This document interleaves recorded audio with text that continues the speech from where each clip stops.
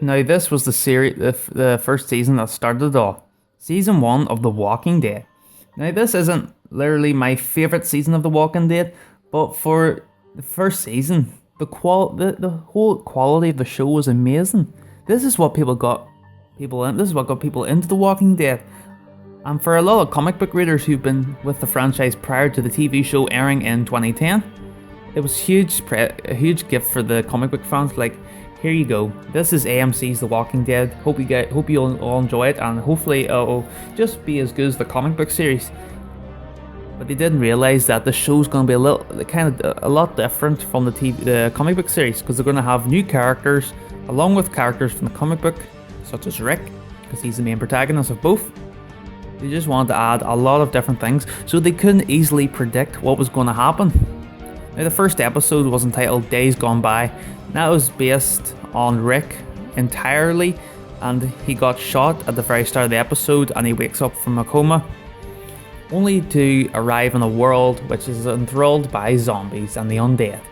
The first episode was absolutely amazing, and also one of the big characters from that episode was Morgan Jones, played by Lenny James.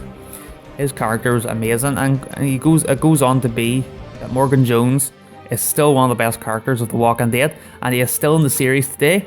He's just returned for season 6. He just returned season 5 as well after a long absence. So we're definitely going to be getting a lot of Morgan Jones stuff in the long run. But his performance in the first episode was stellar. I mean it, guys. It was great just to see Morgan face off against his wife, because she was a term walker. He just couldn't shoot her in the head. He just couldn't do it. You see how much of a toll that takes on a person. You know, it takes a heavy toll on a person, and it did take a heavy toll on Morgan. He just couldn't do it. And this is back when he was with his son Dwayne when he was alive. So we got to see him, and we got to see Rick move out of Atlanta, find his family. That was really his goal for the first couple of episodes. Find his family, find out what the hell is going on in this world. It's just happened to be here when he woke up, and what he has to do to survive. Now, Rick in the first season, he kind of didn't know what he was doing at first, but now, as the couple of episodes in, he knew what he was doing, but he had one rule: they don't kill the living. And that's a rule that basically got flushed down the toilet come season 2 or season 3. Because Rick in the first season, he's kind of trying to be the good guy. He's trying not to kill anyone. The only people he has to kill, but they're not people technically, are the walkers, the undead, the Walking Dead. He just doesn't want to kill. He's not going to try and kill people. And we got introduced to all the characters come season 3, episode 3, episode 4. We got introduced to Daryl Dixon, who I'm sure everyone realizes now that Daryl is one of the best characters and a fan favourite of the entire show. But in the first season, he was mostly an asshole. I know he didn't get a really good reception at first, because he's kind of a douchebag and people thought he was going to die from the end of the first season, but no, surprisingly, Daryl's still here, and we're engrossed in his character. We're connected to him. We love him. We love the character of Daryl Dixon. He's just amazing, played by Norman Reedus. Norman Reedus is one of my favourite actors now in the industry. I've been watching his movies for quite a while now, since I saw him as Daryl in The Walking Dead, and he's one of my favourite actors now. So, stellar performance by Norman Reedus in this season. Also, his brother Merle, played by Michael Rooker. I really enjoyed his character too, even though he was a dickhead for most of the season. We only got to see him really for 2 episodes, and he disappears. So we didn't get a lot of time with Merle in that season. But I'm not going to spoil it right now, but you pretty much know. I bet you all know that we haven't seen the last of Merle Dixon in The Walking Dead. We'll get to see him soon.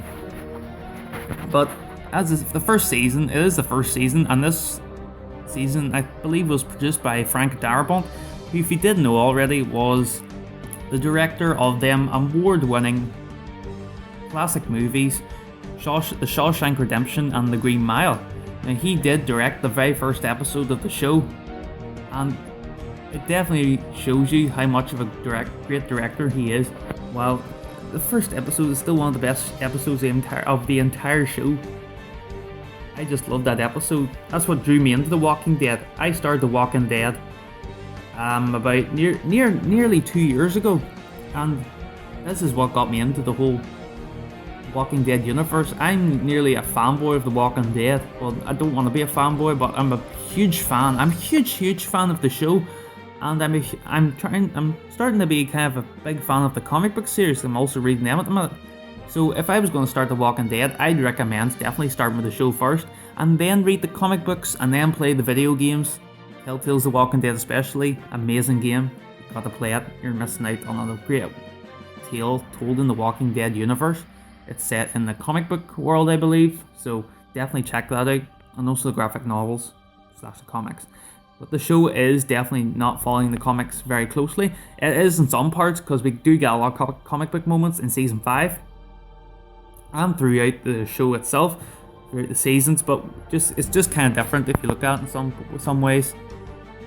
But definitely the first season of The Walking Dead is one of those seasons that, you know, it's going to define if you're going to have an interest in the show or not.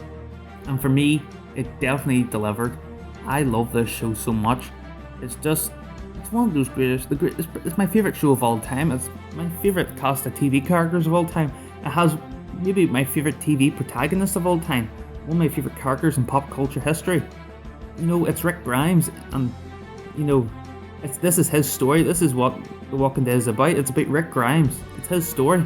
Even though we don't get him in every episode, but it is his story. I just can't wait to see what happens in the long run of the show. But definitely, if you're going to start watching The Walking Dead, I highly recommend it, guys. You will not be disappointed.